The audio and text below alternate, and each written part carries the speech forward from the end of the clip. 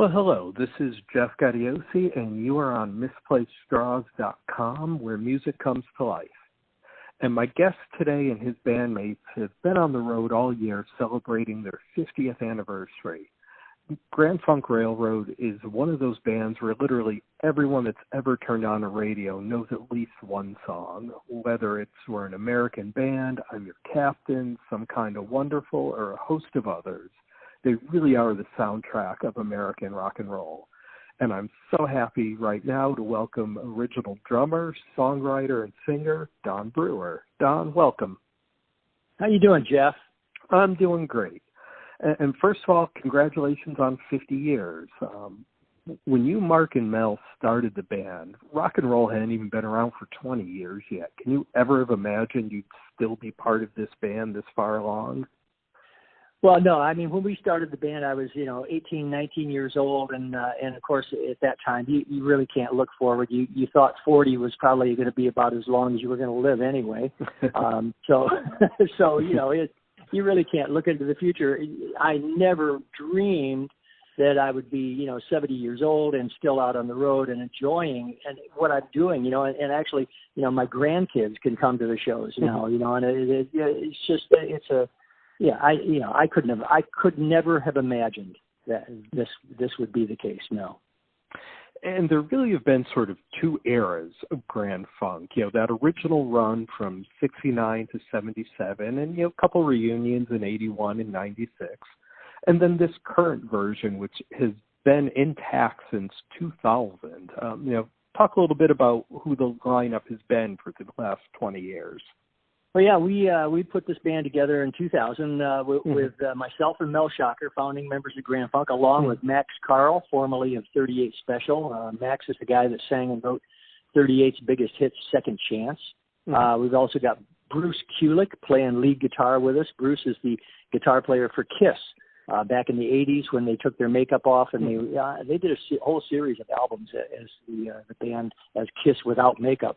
And Bruce was the guitar player at that time. And I've known Bruce going back to the 80s when I was playing with Bob Seger. He was playing with Michael Bolton, and Michael Bolton was the opening act on the Bob Seger tour. That's where I first met Bruce, way back then. Okay. But, it's just a great guitar player. And we got Tim Cashin, formerly a Bob Seger alumni as well, and he's playing keyboards and singing backup with us. And, we've been touring now for 19 years with this band. Which in itself is pretty incredible, because a lot of bands, don't stay together that long, let alone, something like Grand Funk, which was sort of a second incarnation.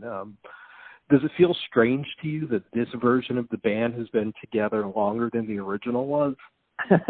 When we think about it, when we talk about it, it's amazing, but we really just, we just kind of go and go and go, and we really don't. It's not something we concentrate on. It's just I think we look at it more like it's a blessing, that the band gets along and everybody still likes each other, and we can travel together, and it's nice, we hear nightmares about some of the bands, and they won't travel in the same bus, they won't travel on the same car, they have to stay in different hotels from each other, and it's just I can't imagine.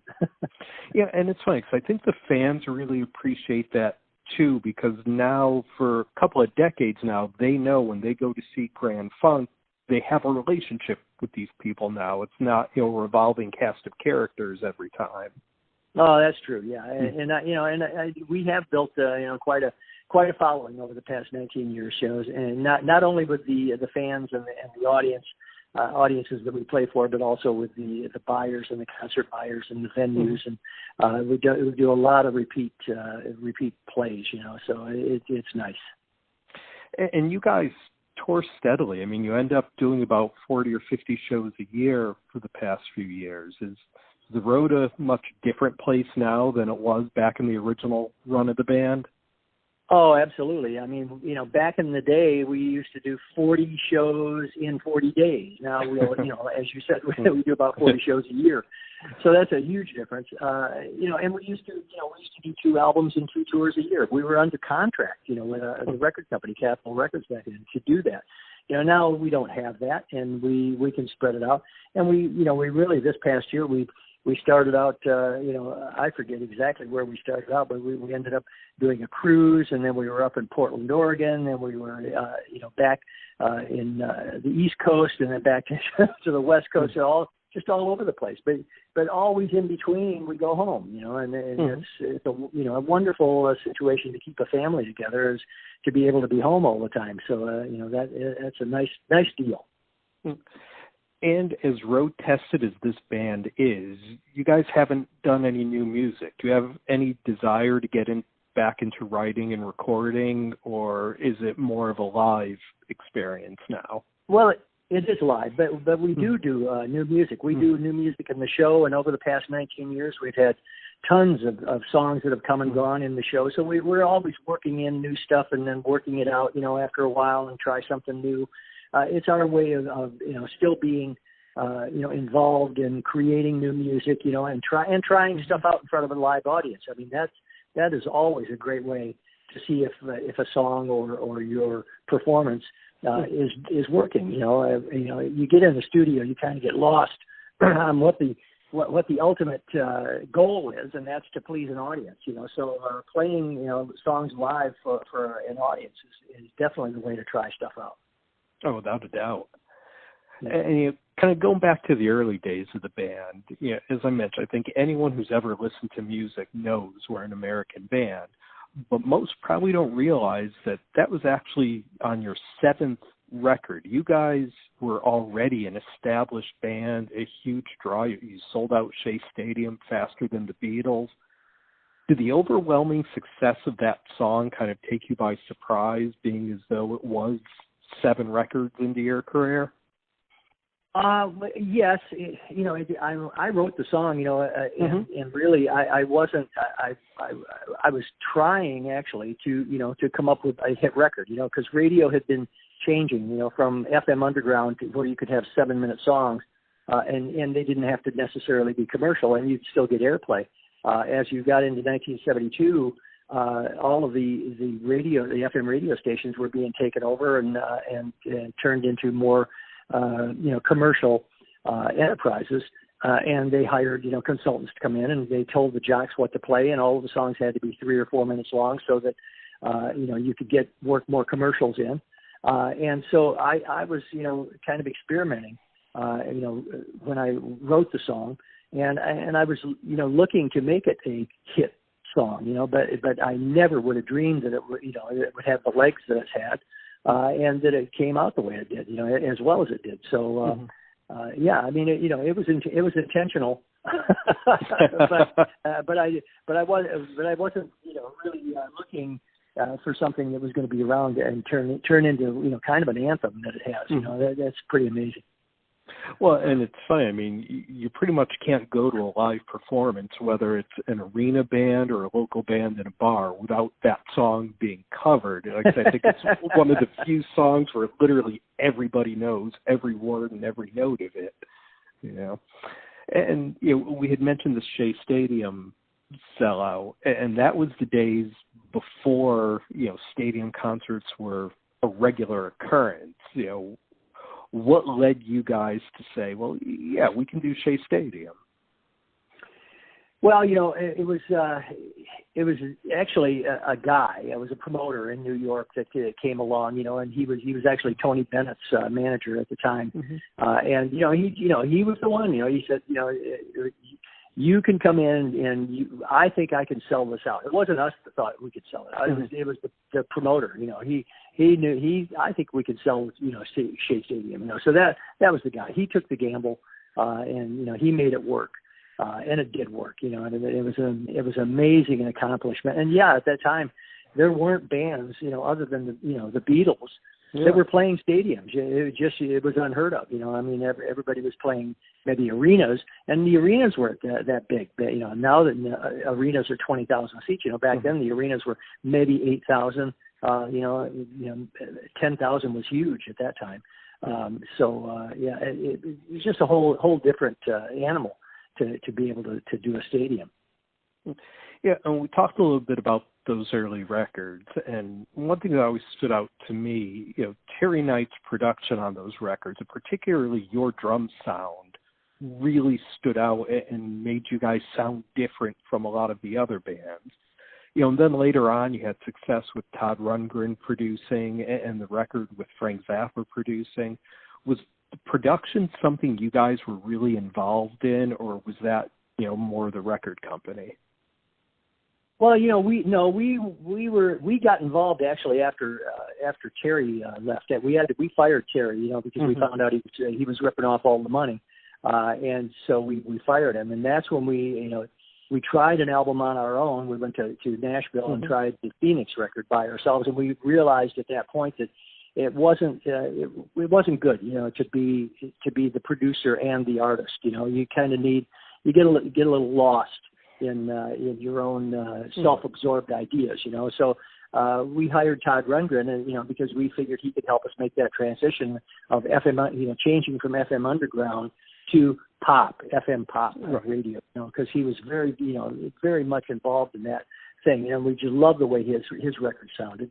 So we enlisted Todd to come in and help us with that, making that transition. And I loved working with him.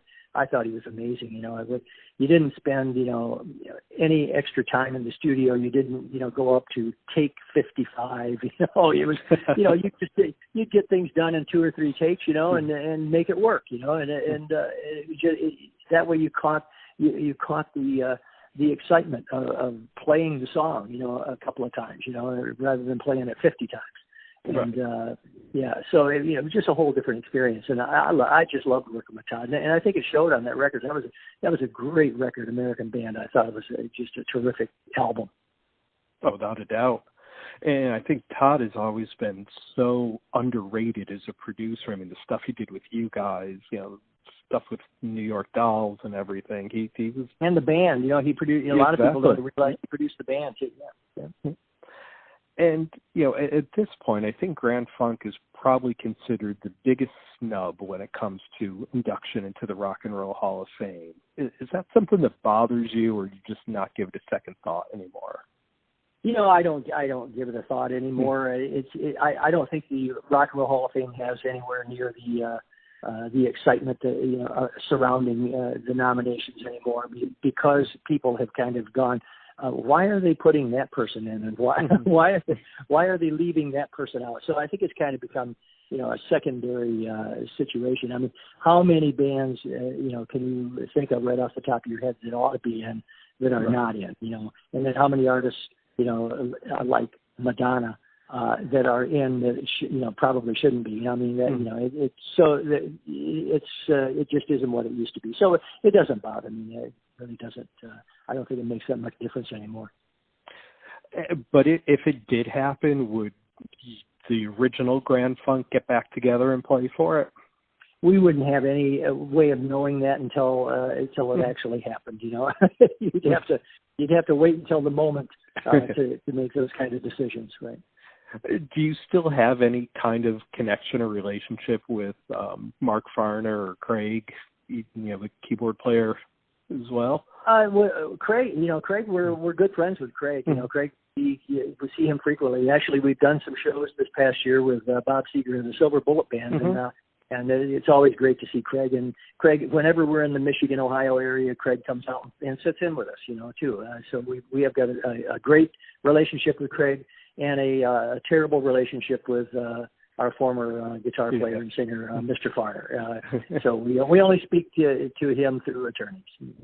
And you mentioned Bob Seger a couple of times. I mean, you guys go way back, and people probably don't even realize you played drums in the Silver Bullet Band for a while, and even when Bob was inducted into the Hall of Fame in 2004. So how far back does your relationship with Bob Seger go? Well, you know, back to the late 60s is when I first met Bob. You know, we were both playing in bands that played a lot of teen places around Michigan, you know, and Bob Seger had a band called The Last Herd, and I was in a band called The Pack. I think the first time I met him was a little teen club called Mount Holly, where we were both playing. That's probably when I first met him. And then, you know, as you mentioned, I played as a tour drummer for the Silver Bullet Band, a couple of tours in the 80s, and then, you know, probably 5 or 6 tours starting in 2006 through 2015, multiple tours with the Silver Bullet Band. And yeah, we're pretty good, friends with those guys. And we've shared management people at different times, and shared crew people, and shared musicians too. So, great relationship with all those guys. And you have a handful of dates coming up over the next few months, finishing up this 50th anniversary tour. What's the future hold for you and the band after that? Well, we have plans to continue. We're already booking for next year, and we will just continue going on until we stop. I have no idea when that's going to be. I mean, as long as we're healthy and we're going, and the audiences want to come and see us, we're going to be out there playing. And anyone out there, go on the website for Grand Funk, and all of their tour dates are there. And like I said, you guys have dates going through most of the Midwest out here to the East Coast, coming through September, October, and into November. So keep an eye out for dates even going into 2020. And Don, just again, thank you so much for taking a few minutes today. Again, encourage everyone out there, get out there and check out the remaining dates on this 50th anniversary tour. It's a great band. They put on an amazing live show, and I can't thank you enough for talking this morning. Jeff, thank you very much. I appreciate it. Had a great time. Great, and we'll catch you on the road. I know you guys are coming back to the Connecticut area soon, so maybe we'll be able to say hello. Sounds good. Thank you. Thanks.